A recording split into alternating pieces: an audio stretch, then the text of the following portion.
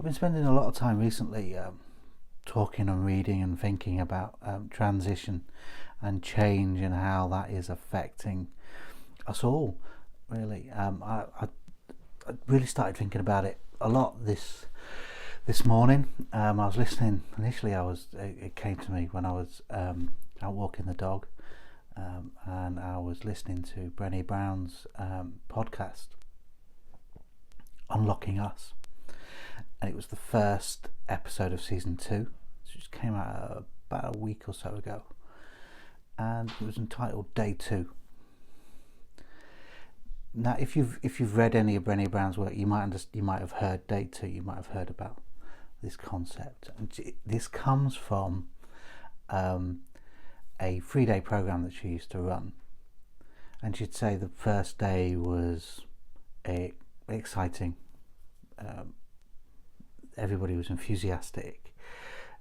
All these new ideas were coming, and it was great. It's a great day, always is. I relate to this story completely, and I'll tell you why in a minute. Day 2 comes along. You've got all that excitement over with, and now the concepts and the ideas that you're talking about on day 2 are a bit hard. They're a lot harder to do. Day 3, the third day, seems so far away. It's difficult. It's hard. There's no end in sight to this, and it's always a rubbish day. Day 2. Day 3 is the day when it all comes together, and there's an ending, and there's a success to it all. That resonates for me perfectly. Myself and Janice, my colleague, we run a clinical supervision day, and I always feel that in day 2 of the clinical supervision training, which is a 3-day course, it always seems that huffy and puffy, difficult. You've gone through the excitement and the getting to know everybody, learning new things in day 1, introducing the concepts. Day 2 is working with those new ideas, those new concepts, trying them out, making mistakes, being clunky, getting it wrong, and you seem to get it wrong more than you get it right in day 2. Day 3 comes along, and it all seems to come together because you've been practicing and you've worked out a new way of doing things. That, for me, is very similar to William Bridges' transitions model, where you've got, at the beginning of a change or transition process, you've got that ending and letting go. Sometimes that is a sense of excitement, sometimes that's a sense of foreboding, and you're scared and you're a bit worried about, you don't want things to leave, you don't want things to change, you want things to stay the same. And then you move into the transition period, the neutral zone, as William Bridges would call it, the difficult bit, the bit where you have to apply new rules, you have to change things around, you make mistakes, there's a lot of confusion, you're pushing against people, you're not quite sure what's going on. It's a difficult time, but essential. Like day 2 of the clinical supervision program is essential. You have to do day 2 to complete the program. When you're going through a change, you have to, or when you're going through a transition period, you have to do the neutral zone. You have to go through that before you can get to the end, before you can get to what William Bridges was called the new beginnings. So this is what she was talking about today, and she was applying it to COVID when I was listening on the podcast, and I thought, yes, we are in that day 2, we are in that neutral zone. And that got me thinking, whereabouts are we at that?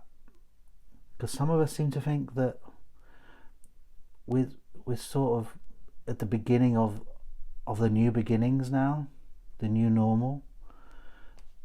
As Brené Brown put it perfectly, it's September. It feels like the way that we work in the Western world especially is September's the beginning of everything, isn't it? If in reality that feels more like a new year. It's the beginning of the school year. the beginning of in the United Kingdom, the football season, the rugby season normally starts this time of year as well. So everything's sort of beginning.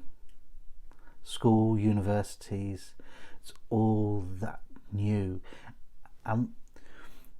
In our rush to create a normal world, and we need to a certain extent, don't we? We need to be carrying on.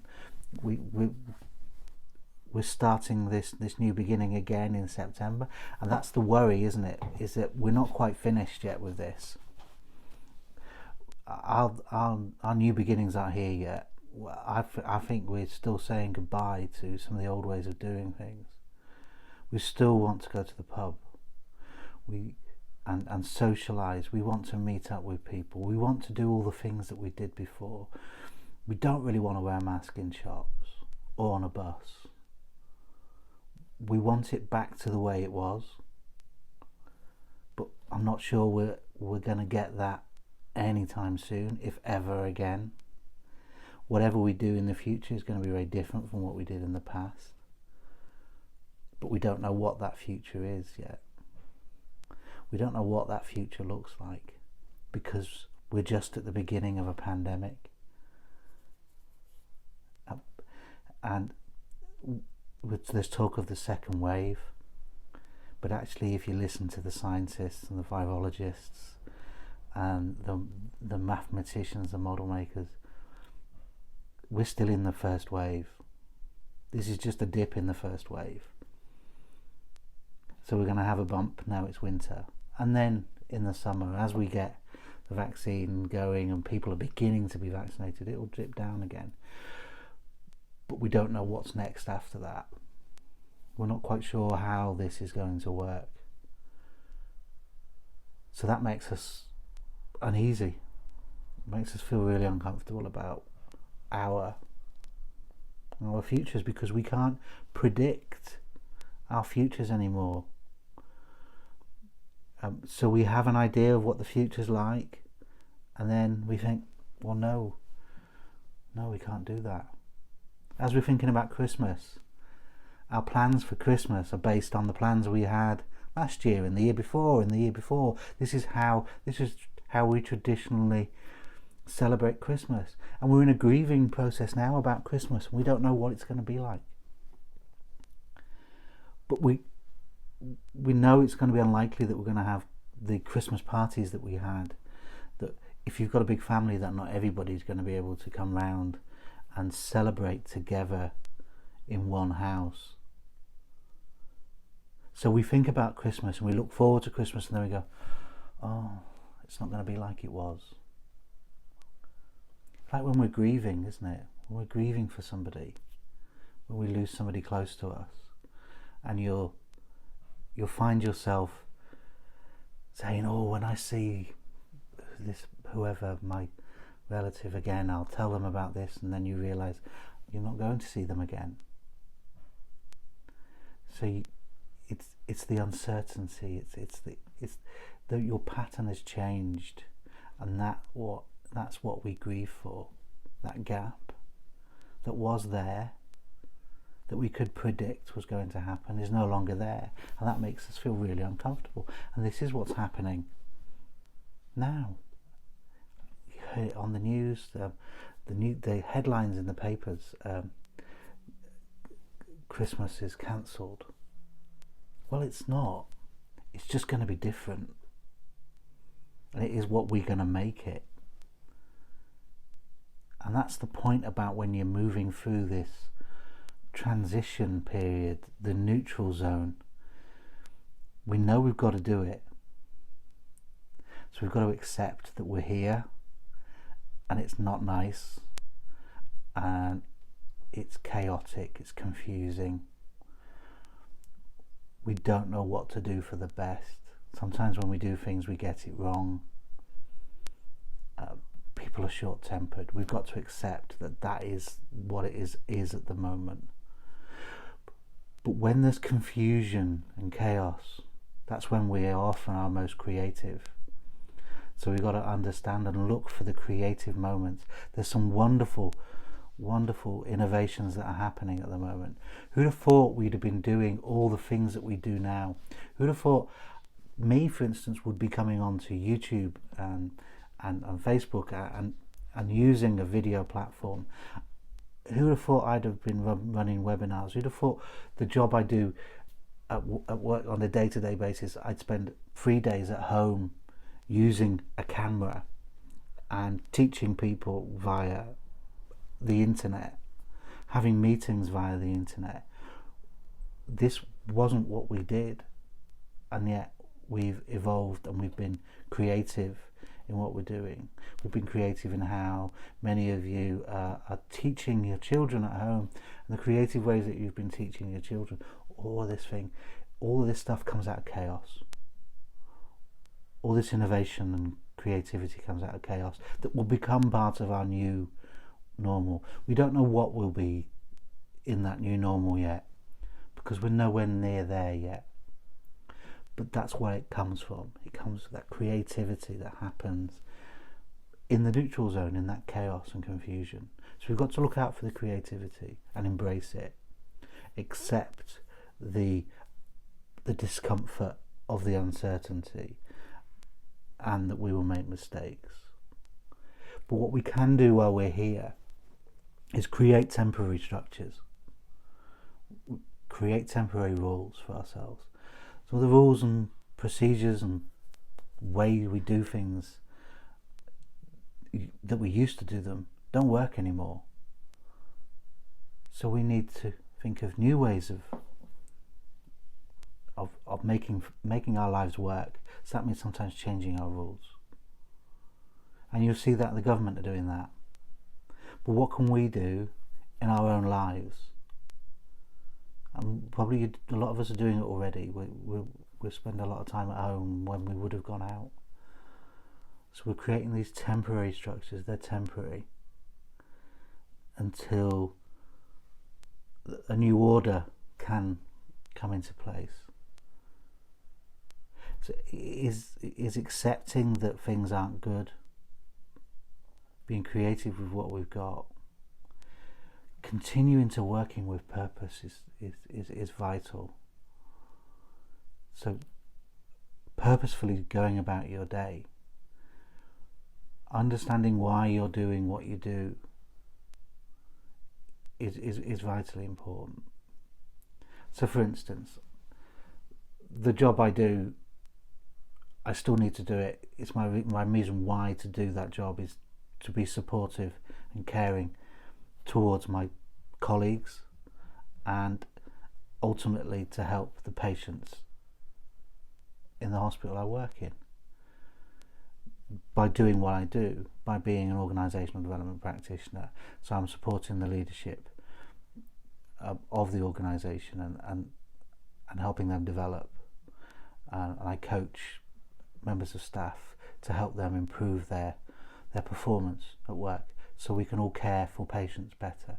So as a society, as a community, we continue to thrive and be able to support the wider community, so people can go to work and do what they need to do because the healthcare system is there, and that healthcare system continually evolves, and the leadership of that healthcare system develops. That's my reason why. That's the reason why I go to work. That's the reason why we've been adaptive about how we work. So spending less time in the office and more time working from home to keep the environment safe for all of us. And I'm doing that, so are many other people, and so are many of you. So being very clear about why you do what you do, because it can drift, and that can be really unsettling on top of the uncertainty. So being purposeful in what you do is vital. Understanding what's going on inside you, in here, emotionally, putting a name to that. Let's make it normal. It's normal to feel scared in the environment that we're in. We've all been told that on numerous occasions, but it's true. It's not okay to not feel okay, but it's normal. It's something that happens. So we have to accept that. But let's normalize it, let's give it a name. You don't have to tell the world, but tell yourself what that emotion is, so you understand it. And that gives you some idea of where it comes from. So articulate your emotions and be able to move forward, continually moving forward with your purpose and your emotions, accepting that it is difficult, but also look for the positives in the world, the positives that are happening.